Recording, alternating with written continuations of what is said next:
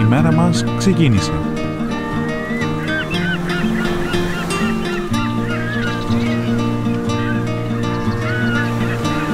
Καθημερινό πρωινό στην Πειραϊκή Εκκλησία.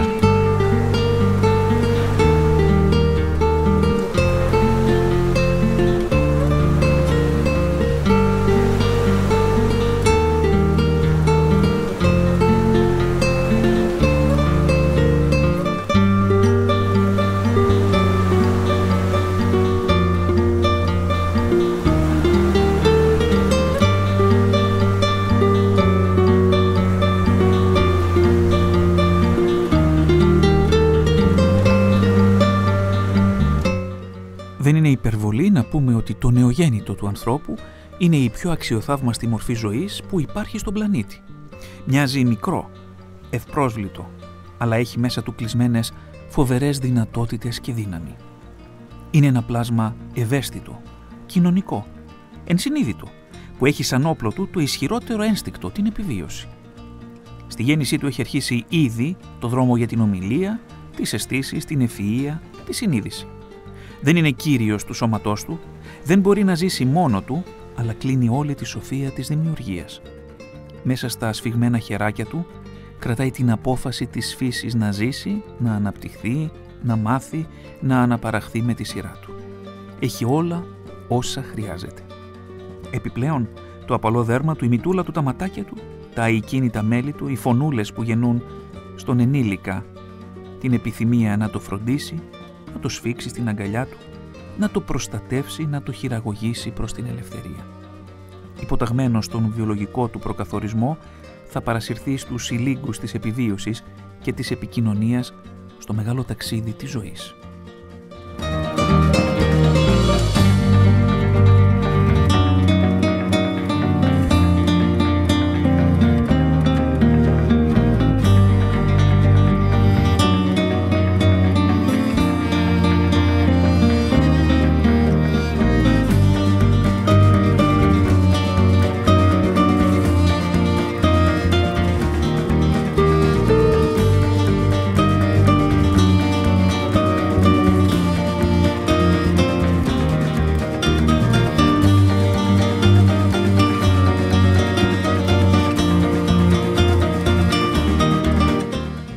Κάπως έτσι ξεκινάει η μέρα μας σήμερα, φίλες και φίλοι ακροατές. Καλημέρα, καλώς ανταμώνουμε, εδώ στο ραδιόφωνο που μιλάει στην ψυχή μας, στην Πειραϊκή Εκκλησία. Μία μέρα που έρχεται μετά από την άλλη μεγάλη μέρα που είχαμε και ευχαριστούμε όλους και όλες για ό,τι κάνετε, για ό,τι είπατε, για ό,τι κάνετε πάντοτε. Η Πειραϊκή Εκκλησία, το ραδιόφωνο που μιλάει στην ψυχή μας, στηρίζεται σε εσάς, τους ακροατές, που δίνετε φωνή στη φωνή μας, που δίνετε δύναμη στον λόγο μας και που κάνετε πραγματικά αυτό το έργο από το 1988 μέχρι και σήμερα και για όσο ο Θεός θα επιτρέπει να γίνεται έργο που πραγματικά ωφελεί τις ψυχές. Τίποτε περισσότερο και τίποτε λιγότερο. Γι' αυτό και αυτό το ραδιόφωνο δεν μοιάζει με κανένα άλλο. Και το ξέρετε καλά όλοι εσείς που τόσα χρόνια είστε κοντά μας, οι παλαιότεροι και οι νεότεροι ακροατές της Πειραϊκής Εκκλησίας.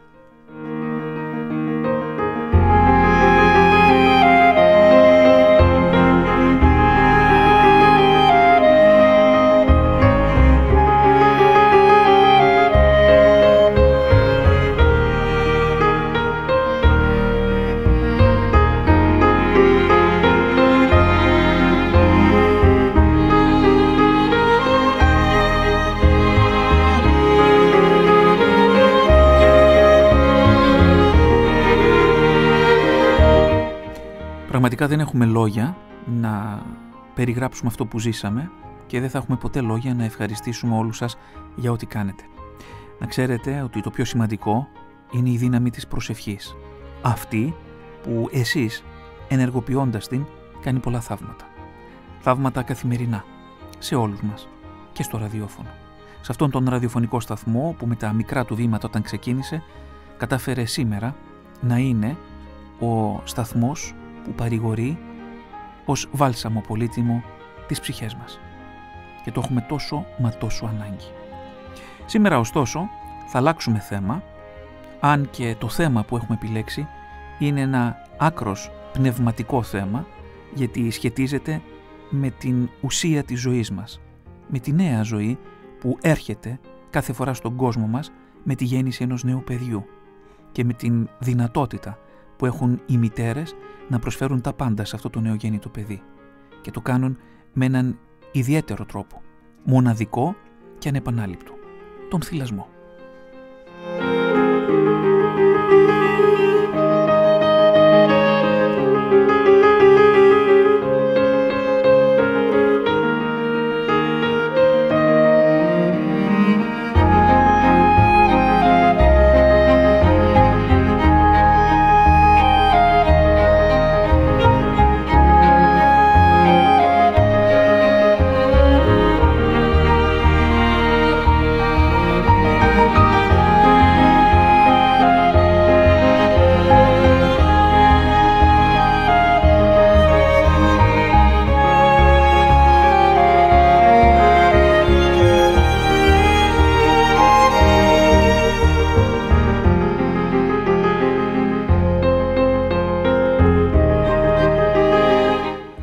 Όλες οι μητέρες και κυρίως οι θυλάζουσες θα πρέπει να γνωρίζουν καλά ότι στην Ορθόδοξη Εκκλησία έχουμε μια υπέροχη εικόνα της Θεοτόκου.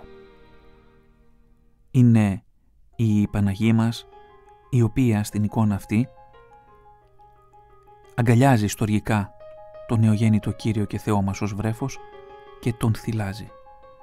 Μια μοναδική εικόνα που θα πρέπει να είναι η εικόνα προστάτης κάθε μητέρας.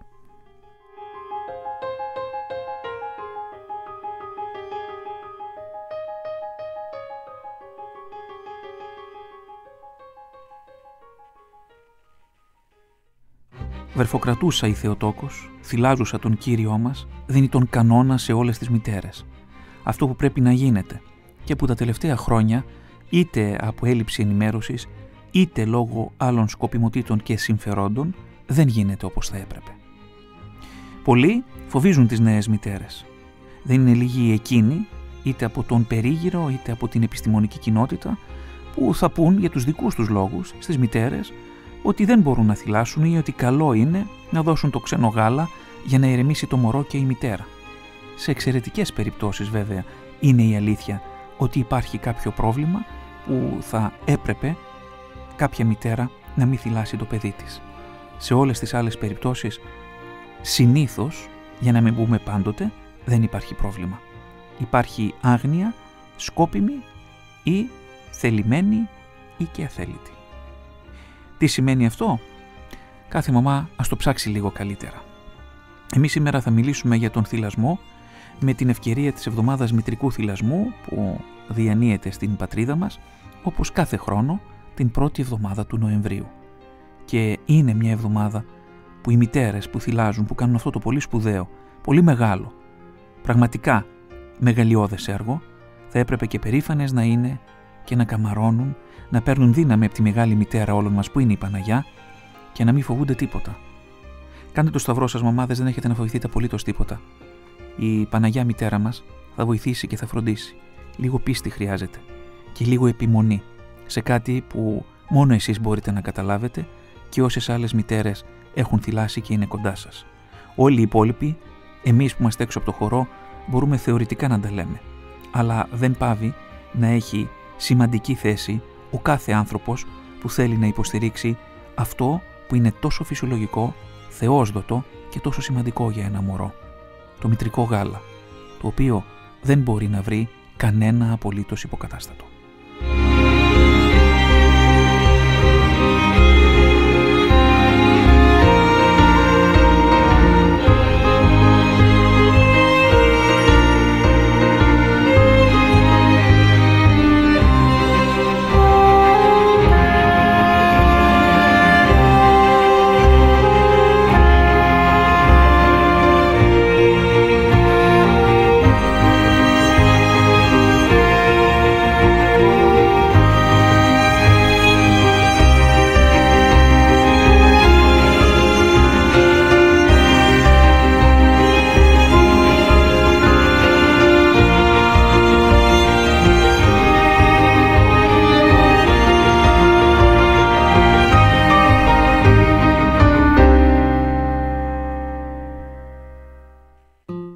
Μητρικός θυλασμός λοιπόν το θέμα μας σήμερα και θέλουμε να στείλουμε σε όλες τις μητέρες που κάνουν πράξη αυτό το μοναδικό γεγονός της ζωής τους την υποστήριξη αλλά και τον θαυμασμό μας. Με την ευκαιρία λοιπόν της εβδομάδας μητρικού θυλασμού και μιας εκδήλωσης που γίνεται στο τέλειωμα αυτής της εβδομάδας την πρώτη Κυριακή του Νοέμβρη με σκοπό να αφυπνήσει τον κόσμο και να συγκεντρώσει κοντά όλους όσοι ενδιαφέρονται να υποστηρίξουν αυτήν την μοναδικότητα, τον μητρικό θυλασμό. Με αφορμή λοιπόν αυτή θα έχουμε σε λίγο τηλεφωνικά μαζί μας μία μαμά. Αυτή είναι η πιο σημαντική της ιδιότητα. Μία εθελόντρια, την κυρία Κονσολάκη Μάρο, η οποία συμμετέχει στην ομάδα εθελοντών και υποστηρικτών του μητρικού θυλασμού της Αττικής, μια ομάδα που δημιουργήθηκε μέσω διαδικτύου και που σκοπό έχει να στηρίξει τις μητέρες που θυλάζουν. Μια πρωτοβουλία εντελώς εθελοντική που γίνεται από μητέρες σε μητέρες. Γι' αυτό και η μοναδική ιδιότητα που επικαλούνται και θα επικαλεστούμε και εμείς σήμερα είναι αυτή η μοναδική και ανεπανάληπτη, η ιδιότητα της μητέρας.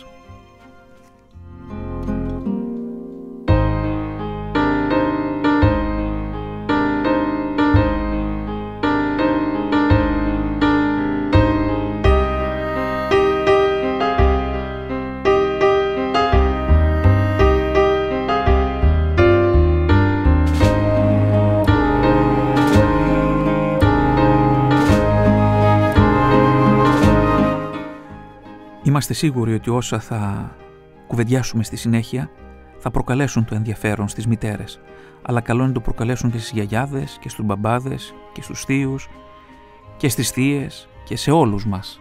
Γιατί αν όλοι μαζί αγκαλιάσουμε αυτήν την προσπάθεια, τότε θα δούμε μεγάλα θαύματα να γίνονται. Η μητρότητα, η πατρότητα, η τεκνογωνία, ούτως ή άλλως δώρο του Θεού είναι. Να μην το ξεχνάμε. Και όλα όσα έρχονται μαζί της. Αυτό μας δίνει την δύναμη να συνεχίζουμε. Γιατί αυτό ανεβάζει ένα επίπεδο πιο ψηλά τον άνθρωπο. Τον κάνει συνδημιουργό με τον Θεό. Είναι λίγο να κρατάς στα χέρια σου μια ανθρώπινη ύπαρξη που το μόνο που θέλει από εσένα είναι να την κρατήσεις γερά στα πρώτα βήματα που κάνεις στη ζωή. Όλα τα υπόλοιπα έτσι κι αλλιώς τα κάνει ο Θεός. Μητρικός θυλασμός λοιπόν, αυτό το τόσο σπουδαίο έργο που κάνουν οι μητέρες στα παιδιά τους. Ίσως και με μεγάλες θυσίες, αλλά εντελώς απαραίτητο. Είναι όμως ήδη οι προσκεκλημένοι μας στην τηλεφωνική μας γραμμή και ετοιμαζόμαστε όλοι μαζί να ακούσουμε πολύ ενδιαφέροντα πράγματα. Αυτό είναι αλήθεια.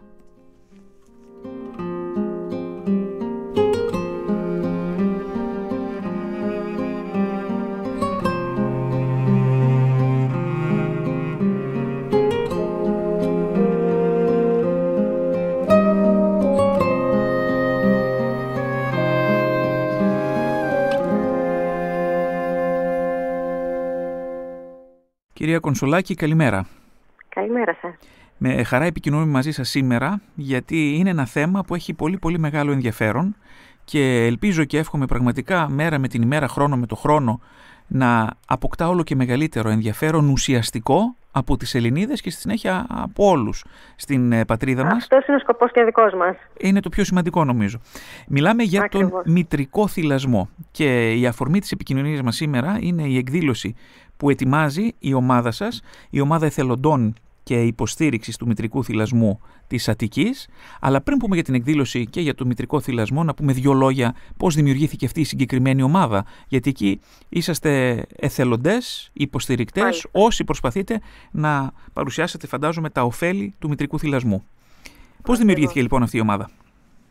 Κοιτάξτε, δεν είναι μόνο μία ομάδα. Αποτελείται ένα μεγάλο δίκτυο, το οποίο είναι στην Ελλάδα και υπάρχουν περίπου 50 πόλεις. Πάνω από 50 πόλεις για την ακρίβεια. Δημιουργήθηκε με στόχο από μητέρα προς μητέρα προώθηση, ανταλλαγή πληροφοριών σχετικά με το μητρικό θυλασμό. Λοιπόν, να σας πω πώς ξεκίνησε η ανάγκη για τη δημιουργία αυτής της ομάδας. Ακριβώς, γιατί εκεί νομίζω θα καταλάβουμε πολλά. Ο λόγος ύπαρξης της ομάδας προέκυψε από την ανάγκη των μαμάδων να ενημερωθούν να αντιμετωπίσουν προβλήματα στα οποία δεν τους βοηθούν οι επαγγελματίες υγείας. Και το οικογενειακό περιβάλλον και οι επαγγελματίες υγείας σαμποτάρουν για λίγο αυτή την προσπάθεια. Έτσι, εμείς οι μητέρες γυναίκες συμφωνήσαμε να στηρίξουμε με την άλλη, να μοιραζόμαστε τις γνώσεις μας, τις εμπειρίες μας, τα προβλήματά μας μέσω αυτής της ομάδας. Είπατε προηγουμένως ότι οι επαγγελματίες υγείας μέχρι ενός σημείου σαμποτάρουν αυτή την προσπάθεια. Γιατί? Ακριβώς. Προφανώς δεν έχουν δεχτεί την κατάλληλη ενημέρωση. Αν σκεφτείτε ότι στο βιβλίο ΑΕΗ με ευτικής το θέμα του θυλασμού καλύπτεται μόλις σε 2 σελίδες, καταλαβαίνετε γιατί ενημέρωση μιλάμε. Δεν κατηγορούμε προς Θεού. Απλά αν δεν ψαχτεί μόνο στο επαγγελματίας υγείας να διαβάσει κάτι παραπάνω, δεν έχει τις κατάλληλες γνώσεις. Και είναι κρίμα πραγματικά, γιατί είναι κάτι τόσο πολύ σημαντικό και εδώ δείχνουμε να υστερούμε. Υστερούμε άραγε μήπως από δόλο, υπάρχουν άλλα συμφέροντα που είναι πιο προσοδοφόρα? Κοιτάξτε, σίγουρα έχει περάσει από το μυαλό μας ότι οι γαλακτοβιομηχανίες και όλες αυτές οι μεγάλοι κολοσσοί αποσκοπούν σε χρηματικό επάθυλο, τέλος πάντων. Βέβαια δεν μπορούμε να το πούμε αυτό με σιγουριά. Αλλά σαν υπόνοια υπάρχει και νομίζω όχι άδικα. Ναι, ακριβώς. Υπήρξε λοιπόν η ανάγκη οι μαμάδες να μάθετε περισσότερα στοιχεία. Και εσείς ως μαμά, όταν βρεθήκατε στην αντίστοιχη θέση, είχατε ενημέρωση ή τότε ήρθατε και εσείς πρώτη φορά αντιμέτωποι με αυτό το θέμα? Η ενημέρωση ξεκίνησε μέσω του ίντερνετ. Είτε το πιστεύετε είτε όχι, απλά μόνη μου ψάχνοντας μέσα στο ίντερνετ, συνάντησα και άλλες μαμάδες που είχαν τις ίδιες απορίες με μένα και έτσι ξεκινήσαμε αυτή την ομάδα. Βρήκατε ανταπόκριση από τις υπόλοιπες μητέρες που είχαν περάσει το αντίστοιχο, μάλλον που έψαχναν πληροφορίες για το αντίστοιχο θέμα? Βεβαίως. Βοηθηθήκατε λοιπόν? Είναι και ο σκοπός, ακριβώς. Και ψυχολογικά και σαν κουβέντα φιλενάδων, ας πούμε, αλλά και πιο ουσιαστικά λύνοντας προβλήματα. Δηλαδή, κάθε πότε πρέπει να θυλάζει ένα μωρό? Πρέπει να δώσω συμπλήρωμα? Πρέπει να δώσω μπιμπερό? Είναι ωραίες απορίες αυτές και αξίζει πραγματικά να δώσουμε κάποιες απαντήσεις. Αν λοιπόν τώρα κάποια μητέρα έμπαινε στο ίντερνετ και σας έβρισκε εσάς, μη γνωρίζοντας πολλά πράγματα, να πούμε μερικά από τα στοιχεία γιατί επιμένουμε στον μητρικό θυλασμό, ποια είναι τα ωφέλη του? Τα ωφέλη του μακροχρόνιου θυλασμού, και για όσο δηλαδή περισσότερο μπορέσει μια μητέρα, είναι ό,τι καλύτερο. Βοηθάει το μωρό και σωματικά και ψυχικά. Συμβάλλει στη θρέψη του παιδιού, βοηθάει στο ανοσοποιητικό του, γιατί το γάλα μας είναι ένα ζωντανό συστός, παίρνει αντισώματα το παιδί.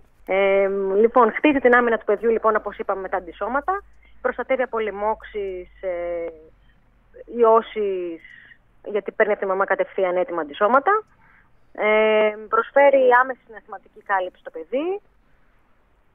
Φυσικά και για τη μητέρα έχει ωφέλη. Προστατεύει τη μητέρα από τον καρκίνο του μαστού και από διάφορες άλλες τέτοιες παθήσεις, και έχει και ψυχολογικό αντίκτυπο και για τους δύο. Και αυτό δεν είναι καθόλου ευκαταφρόνητο. Πολλές φορές φαντάζομαι ότι κάποιες μητέρες σας προσεγγίζουν έχοντας ακούσει αυτό που νομίζω κυκλοφορεί ευρέως, ότι μάλλον δεν έχεις πολύ γάλα, οπότε θα πρέπει να του δώσεις κάποιο συμπλήρωμα. Είναι γνωστή αυτή η άποψη? Την ακούτε συχνά? Συνέχεια, καθημερινά. Πάρα πολλές φορές τη μέρα. Διέκοψα γιατί δεν είχα αρκετό γάλα. Ή το γάλα μου δεν ήταν αρκετά καλό. Δεν πάχαινε το παιδί μου, δεν έπαιρνε κιλά. Έκλαιγε το μωρό μου, άρα πίναγε.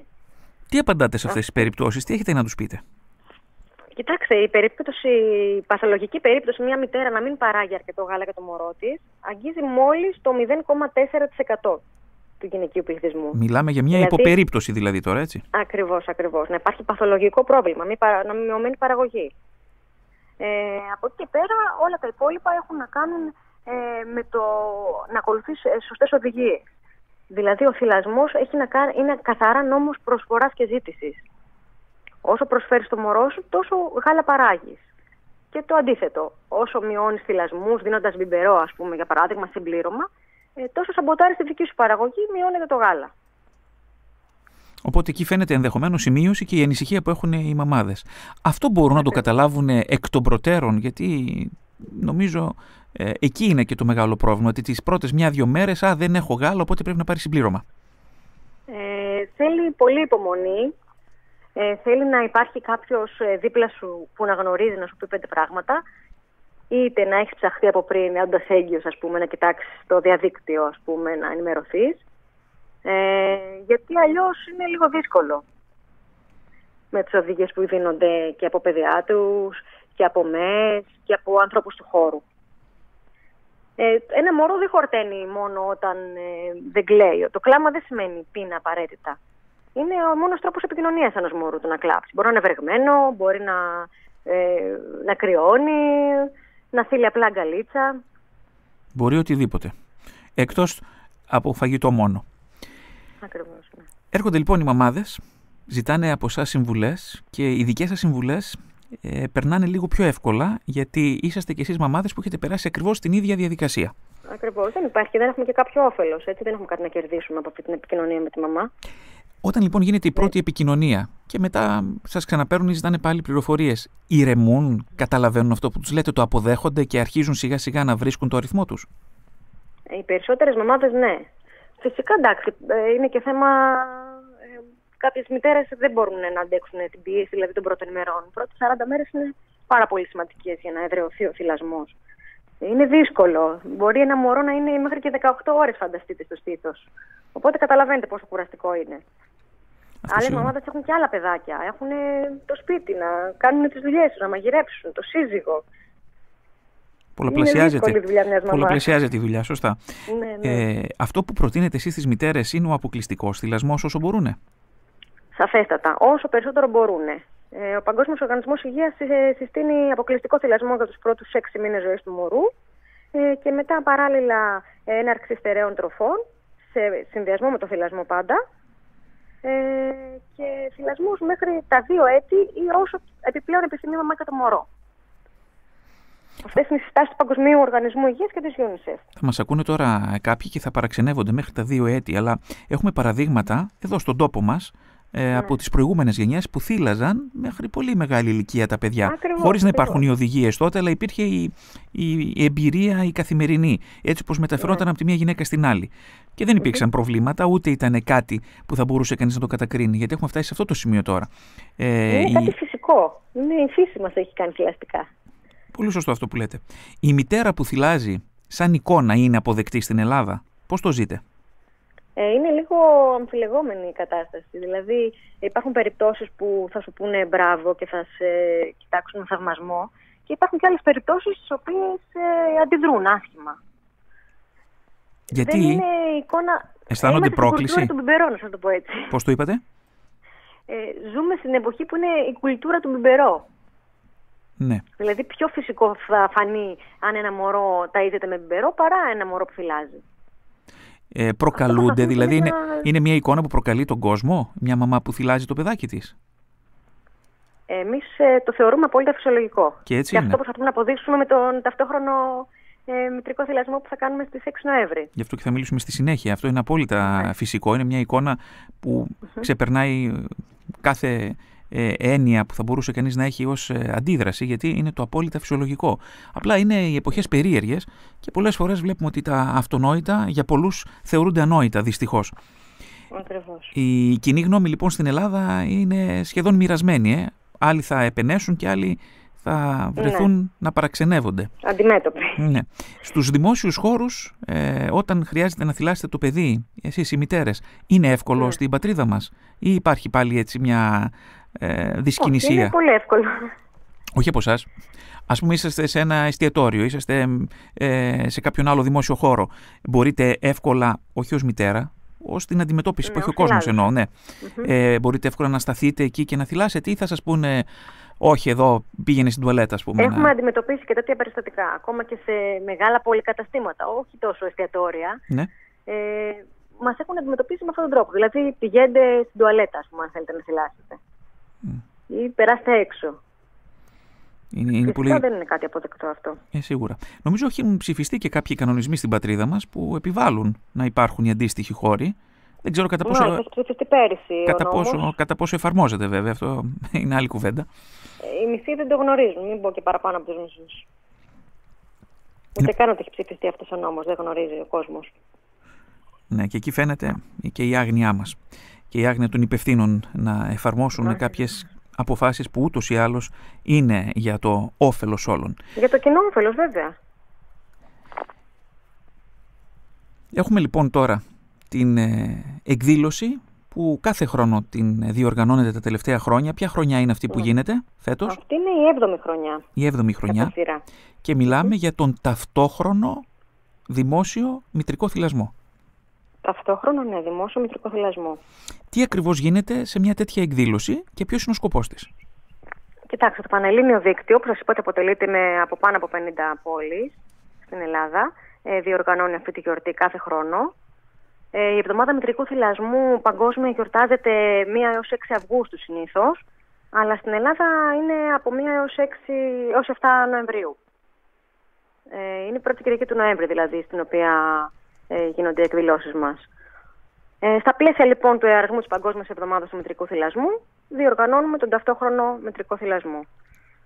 Που σημαίνει τι? Ότι ταυτόχρονα σε 50 πόλεις θα θυλάσουν όλες οι μαμάδες και θα καταμετρηθούν για να δούμε τον αριθμό τους.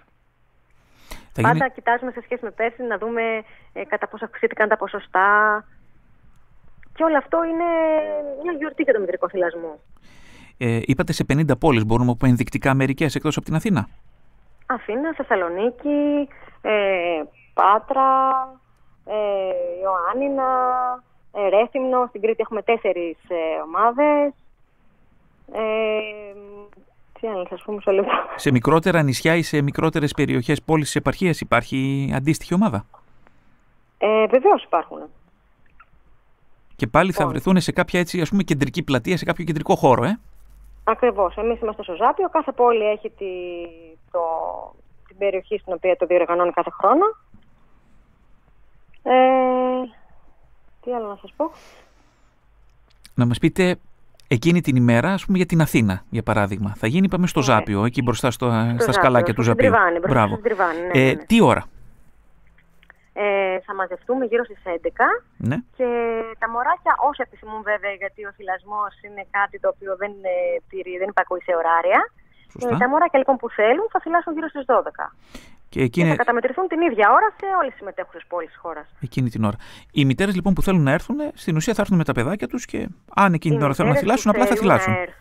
Δεν χρειάζεται να είναι μόνο μητέρες, μπαμπάδες, γιαγιάδες, παππούδες, φίλοι. Γενικώς όσοι ενδιαφέρονται και θέλουν να υποστηρίξουν τις νέες μητέρες και την ελληνική κοινωνία γενικότερα για το θυλασμό. Ως εικόνα και ως παρουσία, αυτός είναι ο σκοπός μας, από μητέρα προς μητέρα, η παρουσία μας. Στόχος μας είναι η Ελλάδα να αποτελέσει μια χώρα υποστηρικτική και φιλική προς το θυλασμό. Να μην υπάρχει αυτή η εικόνα της αποξένωσης δηλαδή. Και πολύ σωστός στόχος είναι, έτσι πρέπει. Και βέβαια δεν φτάνει μόνο η μαμά. Αυτό που λέτε είναι πολύ σημαντικό. Ακριβώς. Χρειάζονται και όλοι οι υπόλοιποι και κυρίως από το δικό της περιβάλλον που θα υποστηρίξουν αυτή την προσπάθεια για αυτόν τον αγώνα. Γιατί κακά τα ψέματα, εμείς τώρα έξω από το χορό, ωραία τα λέμε, οι μπαμπάδες, αλλά οι μαμάδες έχουν όλη τη δυσκολία.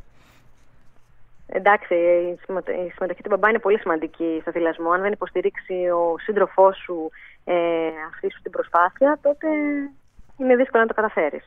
Θα τα παρατήσει πιο εύκολα η μαμά, Ναι, ήταν το περσινό. Ήταν ένα από τα συνθήματα του ταυτόχρονου μητρικού θυλασμού από προηγούμενα έτη. Που έλεγε? Υποστηρίξτε τις μητέρες να θυλάσουν. Φέτος έχουμε κάποιο σύνθημα? Φέτος έχουμε σύνθημα. Υποστηρίξτε τις μητέρες να θυλάσουν οπουδήποτε, οποτεδήποτε. Μακάρι δηλαδή, να γίνει βίωμα πραγματικό. Σε εξωτερικούς χώρους παντού. Δηλαδή ο θυλασμός είναι παντού. Είναι, ξέρετε, εμένα μου θυμίζει σαν εικόνα να περπατάς στον δρόμο να πεινάς, να θες να πάρεις ένα κουλούρι, μια τυρόπιτα και να σου λένε όχι, τώρα μην τη φας, θα πας σπίτι σου να τη φας. Ναι. Και να τους κοιτάς περίεργα και να λες, μα τι λέτε, τώρα έχετε πάθει κάτι? Ακόμα χειρότερο αυτό. Σε έναν τόσο ωραίο χώρο να πας να φας. Νομίζω ότι αν το έχουμε στο μυαλό μας σαν εικόνα, εύκολα θα καταλάβουμε και την ανάγκη του μωρού και της μητέρας για τον θυλασμό. Τι μπορούμε να περιμένουμε την Κυριακή το πρωί λοιπόν στο Ζάπιο? Οι μαμάδες θα είναι εκεί όσες μπορούν για να θυλάσουν εκείνη την ώρα και να καταμετρηθούν και να φανεί η δύναμη. Οι υπόλοιποι τι θα κάνουν? Μην θυλάζεσαι. Η εκδήλωση έχει διαμορφωθεί ώστε να μπορούν να απασχοληθούν οι μικροί μας φίλοι. Θα υπάρχουν διάφοροι τρόποι απασχόλησης. Θα γνωριστούμε μεταξύ μας, θα μοιράσουμε κάποια φυλάδια, θα μιλήσουμε για τα προβλήματα που μας απασχολούν. Είναι μια επαφή από κοντά, δηλαδή επειδή ασχολούμαστε μέσω ίντερνετ όλο το χρόνο, είναι μια ευκαιρία να έρθουμε και κοντά. Να πάψει να είναι απρόσωπη η επικοινωνία, να γίνει πιο προσωπική. Ακριβώς. Η δυνατότητα που έδωσε το ίντερνετ νομίζω ότι είναι ουσιαστική, γιατί δεν δίνεται εύκολα η δυνατότητα να γνωστοποιηθεί κάτι τόσο σημαντικό και τόσο απαραίτητο στο ευρύ κοινό. Τα μέσα ενημέρωσης δείχνουν ενδιαφέρον. Προσπαθούμε, ναι, φυσικά και δείχνουν. Κάθε χρονιά έχουμε δίπλα μας δημοσιογράφους που καλύπτουν την εκδήλωση, που συζητάμε το θέμα όλη την εβδομάδα. Δηλαδή από 1η Νοέμβρη πηγαίνουμε σε κάποιες εκπομπές, είτε ραδιοφωνικές είτε τηλεοπτικές. Καλύπτουν το θέμα, ενδιαφέρονται για το θέμα και αυτό είναι πολύ βασικό για τον αγώνα μας. Εσείς πόσα χρόνια είσαστε στην ομάδα αυτή? Στην ομάδα αυτή εγώ είμαι 4 έτη. 4 χρόνια. Είναι 5 χρόνια που έχει δημιουργηθεί το δίκτυο. Σε αυτά τα χρόνια που είσαστε εσείς, βλέπετε να υπάρχει χρόνο με το χρόνο μεγαλύτερο ενδιαφέρον? Πολύ μεγάλο ενδιαφέρον θα έλεγα. Φανταστείτε ότι μόνο η ομάδα της Αττικής έχει περίπου στα 17.300 μέλη. Πολύ σημαντικός αριθμός. Σκεφτείτε ότι άλλες 50 περίπου ομάδες. Είναι πολύς ο κόσμος που ψάχνει για ενημέρωση. Οι γυναίκες θέλουν να ενημερωθούν. Απλά ίσως δεν ξέρουν πού να ψάξουν πολλές φορές. Πώς μπορούν να ψάξουν, πώς σας βρίσκουν εσάς αν ψάξουν οι πιο νέες κοπέλες τώρα που μας ακούνε στο διαδίκτυο? Μπορούν να μπουν στη σελίδα Πανελλήνιο Δίκτυο Μητρικού Θυλασμού και μέσα από αυτή τη σελίδα, η οποία είναι ανοιχτή, θα βρουν τις πόλεις, τις οποίες, δηλαδή ανά περιοχή, όσοι είναι στην Αττική, δεν μπορούν να μπουν στην ομάδα της Αττικής. Αν μένει στη Θεσσαλονίκη, μπορεί να μπει στην ομάδα της Θεσσαλονίκης. Την αντίστοιχη. Και αντίστοιχα σε όλες τις υπόλοιπες πόλεις. Μάλιστα. Αυτό που γίνεται τώρα, την 1η Κυριακή του Νοεμβρίου, είναι μια εκδήλωση καθαρά αφυπνιστικού χαρακτήρα. Να δημιουργήσει συζήτηση και ενδιαφέρον γύρω από το σημαντικό αυτό θέμα. Κατά τη διάρκεια της χρονιάς κάνετε κάποιες άλλες εκδηλώσεις? Κοιτάξτε, η ομάδα είναι καθαρά εθελοντική. Δηλαδή, όλες είμαστε εργαζόμενες μαμάδες, έχουμε τα παιδιά. Καταλαβαίνετε ότι ο χρόνος είναι πολύ περιορισμένος. Προσπαθούμε όσο μπορούμε, ακόμα και 24 έως 24 ώρα, να υπάρχει κάποιες μαμάδες μέσα, διαχειρίστριες, ώστε να απαντούν στις μαμάδες να αντιμετωπίσουν τα προβλήματά τους. Κατά καιρούς διοργανώνουμε κάποιες ημερίδες, φυσικά. Αλλά το πιο σημαντικό... Το πιο σημαντικό είναι αυτή η υποστήριξη, έτσι, που έχετε καθημερινά. Ναι. Οι επαγγελματίες της υγείας τώρα, διάφοροι παιδίατροι ενδεχομένως, με ευτήρες ή γυναικολόγοι και ΜΕΕΣ, σε αυτήν την προσπάθεια που εσείς προσπαθείτε μόνοι σας να την στηρίξετε, έχουν έρθει αυτά τα χρόνια κοντά σας? Δεν μιλάμε για όλους, αλλά σιγά σιγά μήπως υπάρχει ενδιαφέρον και από αυτούς, ή προσπαθείτε εσείς να τους προσεγγίσετε? Ακριβώς, υπάρχει ενδιαφέρον. Δεν μπορώ να πω ότι είναι αντίθετη. Φυσικά έχουμε μέλη στην ομάδα τα οποία είναι παιδίατροι, είναι ΜΕΣ. Φυσικά συμμετέχουν χωρίς αναφορά σε επαγγελματική ιδιότητα. Να σας πω την αλήθεια, μαθαίνουν και αυτοί να μάθουν κάποιοι. Μπαίνουν για να ενημερωθούν, για να ξέρουν πώς να υποστηρίξουν τις νέες μητέρες, να δώσουν σωστές οδηγίες. Αυτό είναι πάρα πολύ σημαντικό, όπως καταλαβαίνετε, γιατί δεν είναι ένα νέο λιθαράκι, ας το πούμε έτσι, ώστε να μειωθούν οι λάθος οδηγίες. Πραγματικά. Εκείνο που θα είχατε εσείς τώρα να συμβουλέψετε μια νέα μητέρα ή μια μέλουσα μητέρα, που στους επόμενους μήνες ή εβδομάδες θα γίνει μητέρα, τι είναι, τι πρέπει να κάνει? Σωστή ενημέρωση. Το παν, η γνώση είναι δύναμη. Το λέμε και το ξαναλέμε συνέχεια. Να ενημερωθεί πριν ακόμα έρθει στον κόσμο το παιδί, όντας έγκυος, να διαβάσει. Δεν είναι εύκολο πράγμα θυλασμός, καλώς ή κακώς, είναι πολύ όμορφη εικόνα, αλλά θέλει κόπο, θέλει υπομονή και αν δεν γνωρίζεις 5 πράγματα από πριν, είναι ακόμα πιο δύσκολο. Αλλά σίγουρα όχι ακατόρθωτο. Όχι βέβαια, όχι βέβαια. Άρα λοιπόν όσο ρωτάνε και μαθαίνουν, τόσο πιο εύκολο θα τους είναι και τόσο πιο άνετα θα αισθανθούν. Ακριβώς, και πιο άνετα και θα ξέρουν πώς να λειτουργήσουν.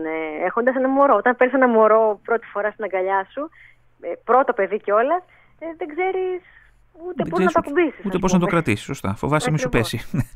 Αυτή είναι η αλήθεια.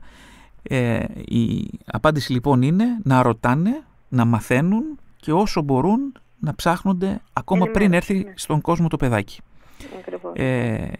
Νομίζω ότι θα ήταν πολύ σημαντικό να πούμε στις μαμάδες που μας ακούνε τώρα ότι θα πρέπει να ρωτάνε για οτιδήποτε και να μην αισθανθούν ότι κάποια ερώτηση δεν είναι σωστή ή δεν είναι καλή ή ότι μπορεί κάποιος να την παρεξηγήσει. Και λάθος ερωτήσεις, ναι, οι απορίες είναι πάντα απορίες. Για να λύνονται.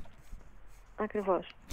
Εμείς δεν έχουμε παρά να ευχηθούμε καλή επιτυχία στην προσπάθειά σας. Αυτό που είπατε είναι πολύ σημαντικό, ότι είστε όλες εθελόντριες, ότι έχετε και την υπόλοιπη ζωή σας και τα παιδάκια σας και τις οικογένειές σας και ότι προσπαθείτε να κλέβετε λίγο χρόνο για να βοηθάτε η μία την άλλη.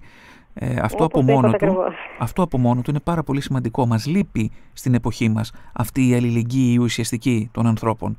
Να απλώνουμε το χέρι και να βοηθάμε κάποιον που αντιμετωπίζει μια παρόμοια κατάσταση με εμάς και παίρνει κουράγιο περισσότερο βλέποντας ότι το ίδιο πρόβλημα ή την ίδια δυσκολία την έχουν περάσει κι άλλοι. Νομίζω αυτό από μόνο του παρηγορεί, έτσι δεν είναι? Παρηγορεί και σου δίνει ακόμη περισσότερη δύναμη, πιστεύω.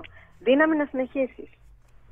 Αυτή τη δύναμη ευχόμαστε, μακάρι, να τα καταφέρνετε όλες οι μαμάδες πάντοτε και να θυλάζετε όσο μπορείτε, όσο αντέχετε και όσο μπορούν και τα παιδιά. Καλή επιτυχία στην εκδήλωση, καλή επιτυχία στην προσπάθειά σας και μακάρι χρόνο με το χρόνο τα 17.000... Για το χρόνο που μας δώσατε να ακουστούμε. Νομίζω ότι είναι υποχρέωση όλων μας για κάτι τέτοιο. Διαφορετικά δεν μπορούμε να περιμένουμε κάτι καλύτερο. Μακάρι να το έβλεπαν όλοι όπως εσείς. Εύχομαι τα 17.000 μέλη του χρόνου να έχουν υπερδιπλασιαστεί. Και για να το πετύχουμε αυτό, να πούμε και κάτι ακόμα πιο ουσιαστικό, ότι θα πρέπει να γεννιούνται και παιδιά, μην το ξεχνάμε και αυτό, γιατί και αυτό είναι ένα άλλο μεγάλο πρόβλημα της πατρίδας.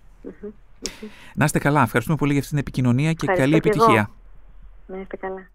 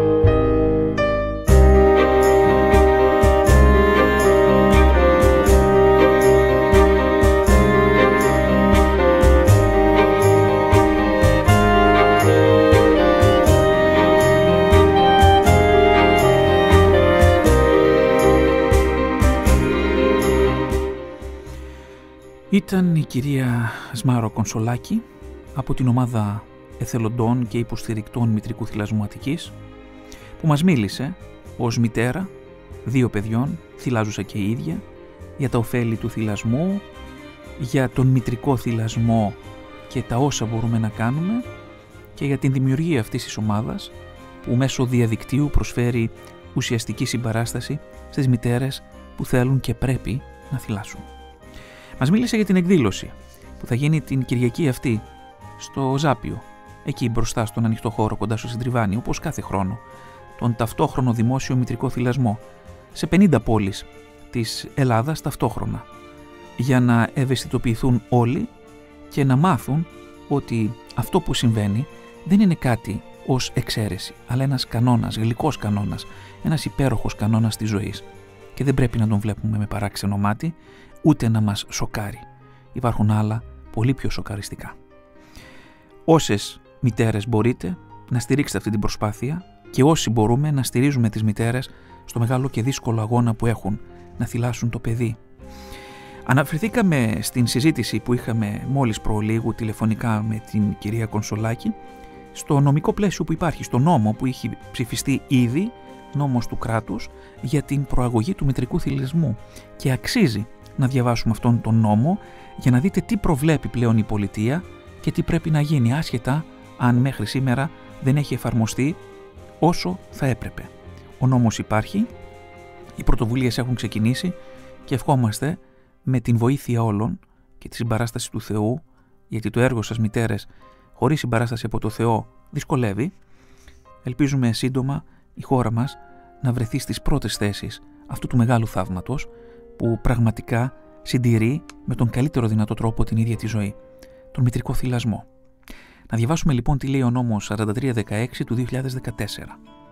Στο άρθρο του 3 αναφέρει προαγωγή μητρικού θυλασμού. Αυτό είναι και το άρθρο που έχει τα στοιχεία που έχουν σχέση με αυτό που κουβεντιάσαμε νωρίτερα.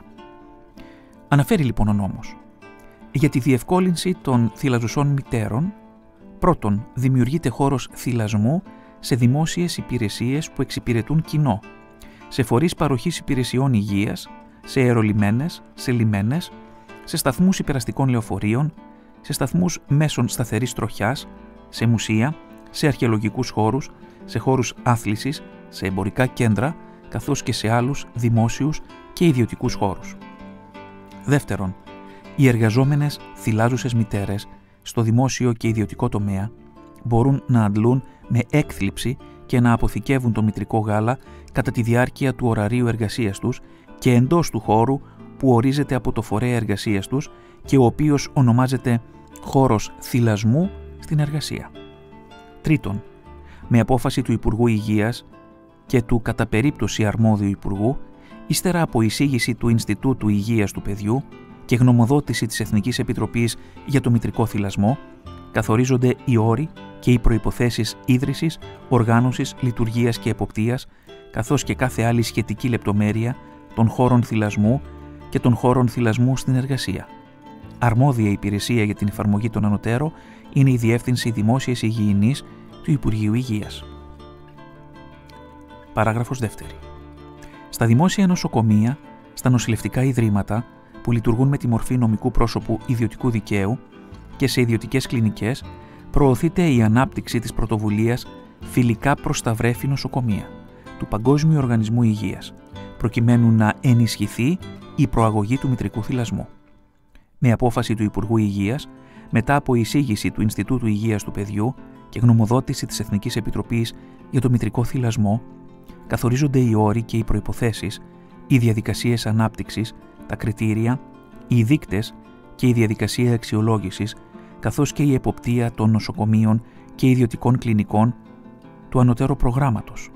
Μετά την ολοκλήρωση των διαδικασιών αξιολόγησης της μονάδας υγείας που κρίνεται ως φιλική προς τα βρέφη, εκδίδεται σχετική απόφαση του Υπουργείου Υγείας για αναγνώριση αυτού.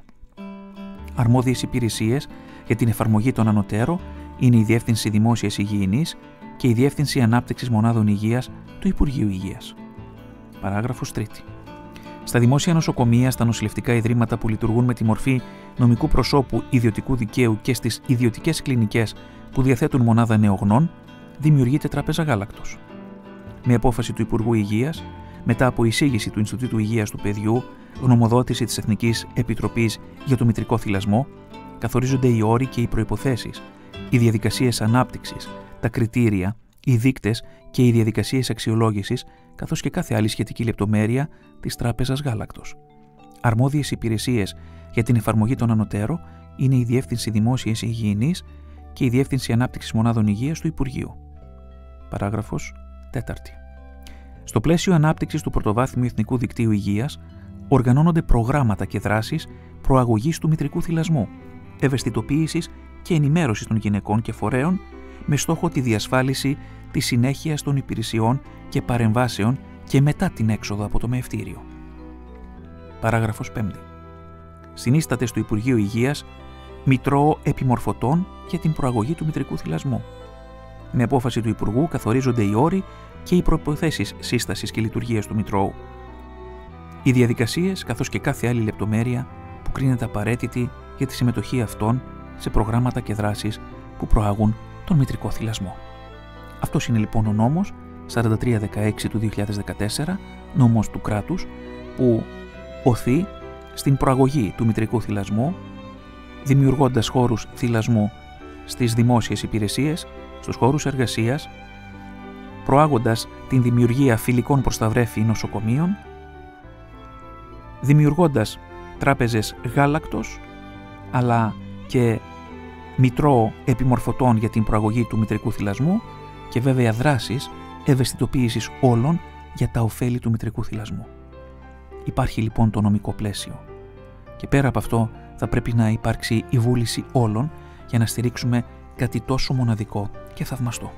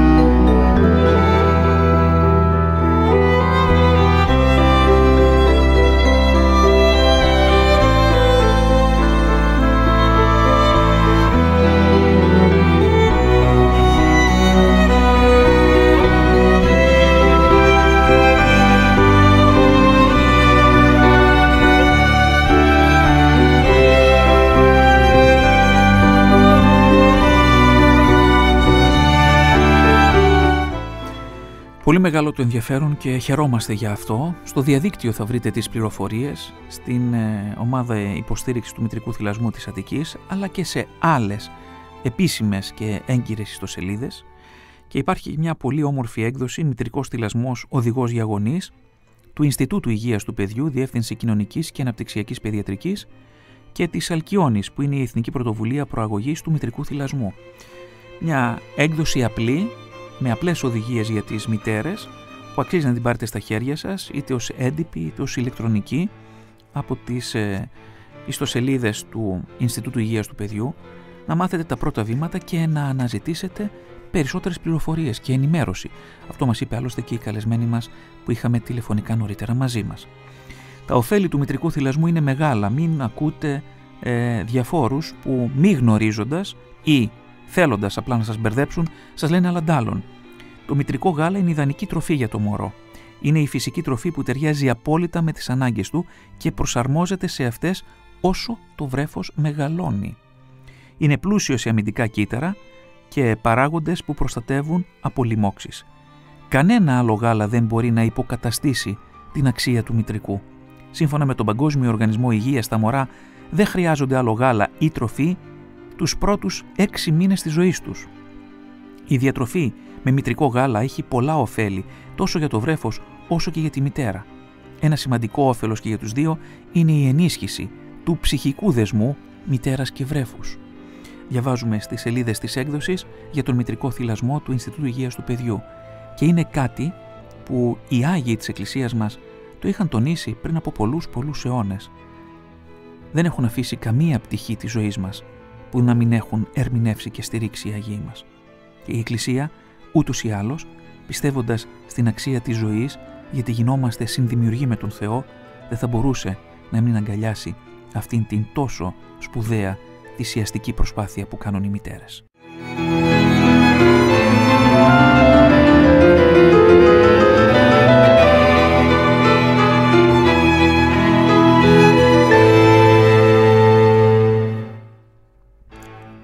Μετά τον τοκετό, διαβάζουμε μερικές πληροφορίες για τον θυλασμό από την έκδοση του Ινστιτούτου Υγείας του Παιδιού. Το μωρό μπορεί να δοθεί άμεσα στη μητέρα για να το κρατήσει στο στήθος της δέρμα με δέρμα τουλάχιστον για 1 ώρα. Αυτό ισχύει και στην περίπτωση που το μωρό γεννηθεί με καισαρική τομή, εφόσον η μητέρα δεν έχει πάρει γενική αναισθησία. Επαφή δέρμα με δέρμα σημαίνει άμεση επαφή του δέρματος της μητέρας και του μωρού, ενώ αυτό είναι ακόμη γυμνό αλλά στεγνό, με κάλυψη από ένα σκέπασμα για να προστατευτεί από το κρύο. Το μωρό αναζητά το στήθος και έρποντας φτάνει στη θηλή, πιάνει το στήθος και ξεκινά τον θυλασμό. Η επαφή δέρμα με δέρμα έχει παρατηρηθεί ότι εξασφαλίζει τη διατήρηση σταθερής θερμοκρασίας, σφίξεων και επιπέδων σακχάρου του αίματος του μωρού και μειώνει το κλάμα του. Επιπλέον προάγει τον ψυχικό δεσμό μητέρας μωρού. Έχει βρεθεί ότι τα νεογέννητα που έχουν επαφή δέρμα με δέρμα αμέσως μετά τον τοκετό έχουν πολύ μεγαλύτερες πιθανότητες να θυλάσσουν αποκλειστικά.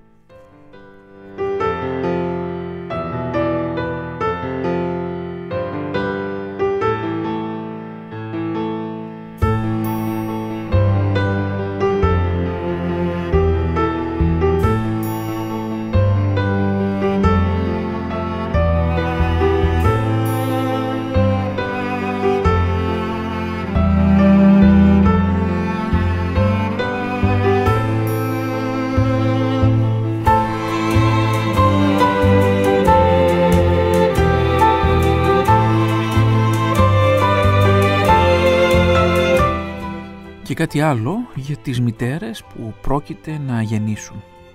Συνδιαμονή μητέρας μωρού, αυτό που λένε έτσι σε άπτεστα ελληνικά στα μεευτήρια rooming in. Να λοιπόν η λέξη η ωραία που δυστυχώς δεν τη χρησιμοποιούμε όσο θα έπρεπε, συνδιαμονή. Η συνδιαμονή μητέρας μωρού είναι η παραμονή της μητέρας με το μωρό της όλο το 24ωρο στο ίδιο δωμάτιο και ευτυχώς είναι κάτι που γίνεται πλέον σχεδόν σε όλα τα μεευτήρια, εφόσον όμως το ζητήσουν οι μητέρες. Το μωρό απομακρύνεται μόνο εάν χρειάζεται να υποβληθεί σε κάποια εξέταση που δεν μπορεί να πραγματοποιηθεί στο δωμάτιο της μητέρας. Η συνδιαμονή δίνει τη δυνατότητα στη νέα μητέρα να γνωρίσει καλύτερα το μωρό της, να βελτιώσει τις γνώσεις και τις ικανότητές της στη διαδικασία του θυλασμού και τη φροντίδα του. Επίσης, περιορίζει τους φόβους και τις ανασφάλειές της επειδή βρίσκεται ακόμη σε ένα περιβάλλον με επαγγελματίες υγείας.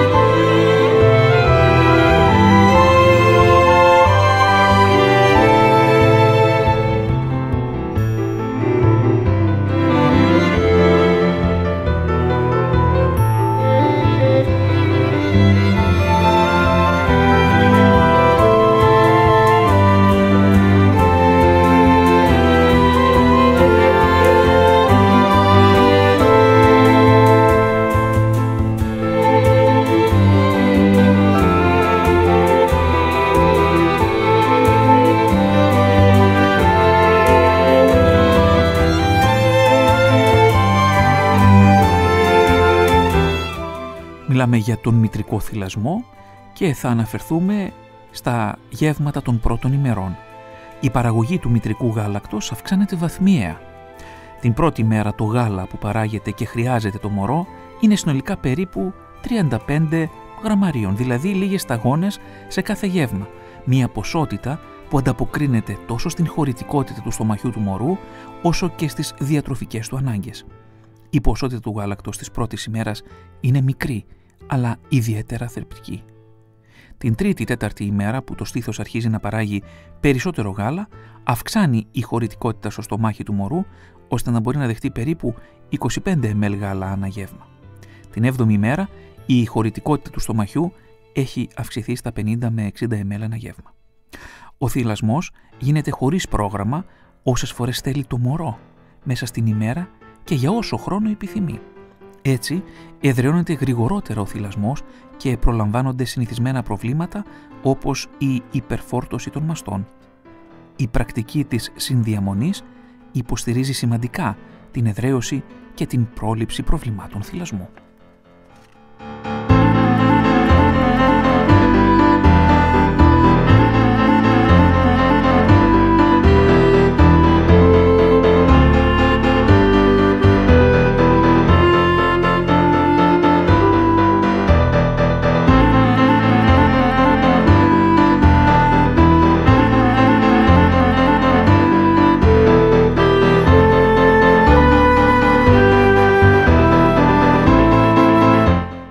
Ο πρώτος μήνας της ζωής του μωρού είναι η περίοδος που ονομάζεται φάση εδραίωσης του θυλασμού.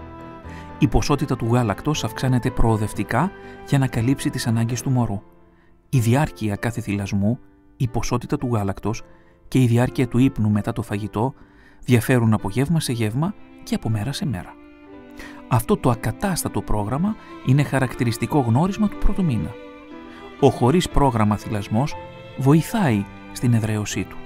Το μωρό μέσα στο 24ωρο θυράζει περίπου 8 με 12 φορές, ίσως και παραπάνω. Μετά την τέταρτη ημέρα έχει τουλάχιστον 6 υγρές πάνες και 4 με 6 κενώσεις το 24ωρο. Οι κενώσεις έχουν διαφορετικά χρώματα και σποράκια που είναι άπεπτο γάλα. Η μητέρα σε αυτή τη φάση περισσότερο από ποτέ έχει ανάγκη από υποστήριξη και φροντίδα από το περιβάλλον της, ώστε να έχει την δυνατότητα να αφοσιωθεί στο μωρό της. Έχει ανάγκη να ξεκουράζεται στα μεσοδιαστήματα που το μωρό κοιμάται. Καλό θα ήταν να υπάρχει έτοιμο φαγητό και βοήθεια στις καθημερινές δουλειές του σπιτιού και στη φροντίδα των μεγαλύτερων παιδιών, εάν υπάρχουν.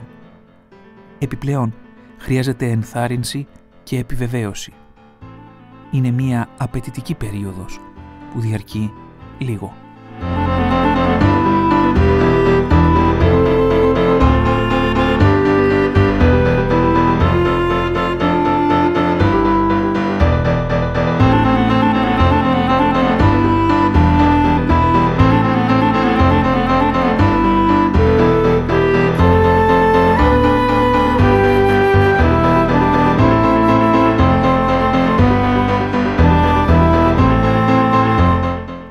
Ο Παγκόσμιος Οργανισμός Υγείας και η UNICEF συνιστούν τον αποκλειστικό μητρικό θυλασμό για τους 6 πρώτους μήνες ζωής του βρέφους. Παράλληλα με την εισαγωγή στερεών τροφών, συστήνεται η συνέχιση του θυλασμού κατά το πρώτο έτος ζωής και κατά το δεύτερο έτος για όσο διάστημα επιθυμεί η μητέρα και το μωρό. Το μητρικό γάλα συνεχίζει να έχει όλα τα πλεονεκτήματα για την ανάπτυξη του βρέφους και μετά την ηλικία των 6 μηνών.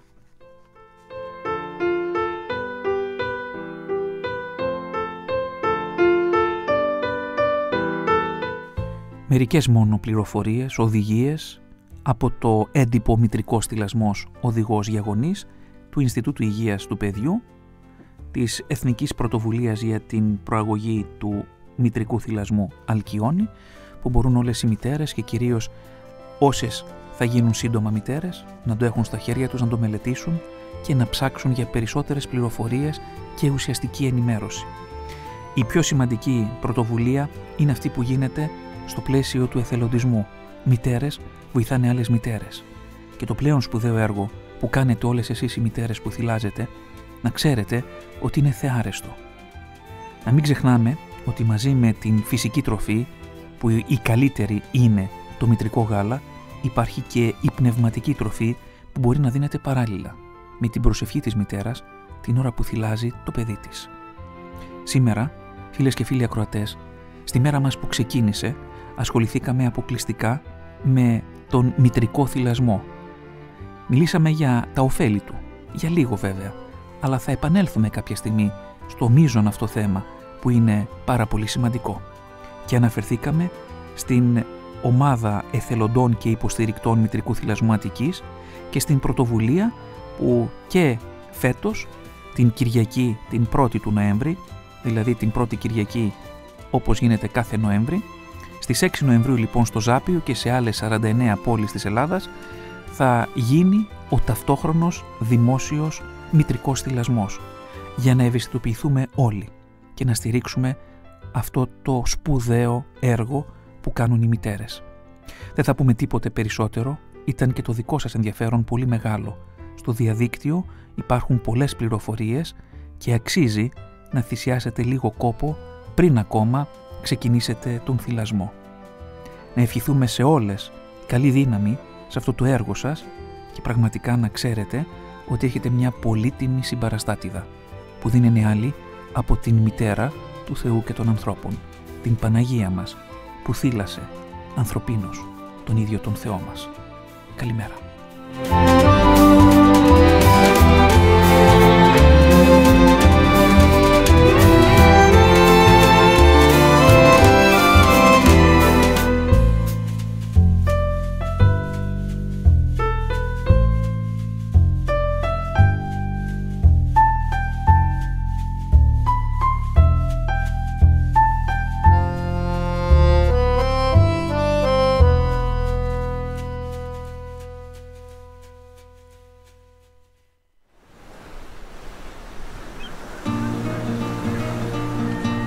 Η μέρα μας ξεκίνησε.